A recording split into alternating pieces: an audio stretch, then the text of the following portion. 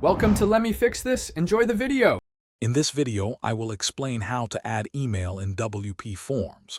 First, navigate to your WordPress dashboard and open the WPForms plugin. Select the form you wish to edit or create a new one.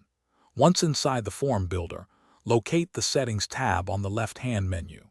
This is where we will begin configuring your email notifications to ensure you never miss a submission. It's a straightforward process that significantly enhances your form management. Now, within the Settings tab, click on Notifications. You'll see an option to enable notifications.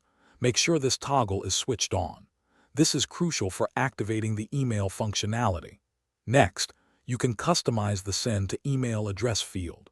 By default, it uses your admin email, but you can change it to any address or even use smart tags for dynamic recipients. Personalize the email subject line and sender name for clarity.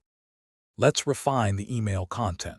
The from name is what recipients see as the sender, so make it descriptive, like your website name. The from email should ideally be an email address associated with your domain to improve deliverability. You can also set a reply to email address, allowing recipients to easily reply directly to a specific inbox.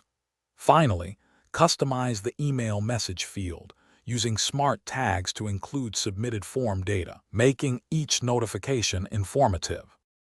After configuring your email settings, it's vital to test everything. Save your form and then open it on your website to submit a test entry. Check the email inbox you specified to ensure the notification arrived correctly and looks as expected. If you encounter issues, review your settings or check your spam folder. For advanced users, consider conditional logic for notifications or integrating with SMTP services for better email reliability. Also, remember to check the description for a link to the Echo Dot smart speaker and other great deals. Thanks for watching. If you found this helpful, don't forget to like and subscribe.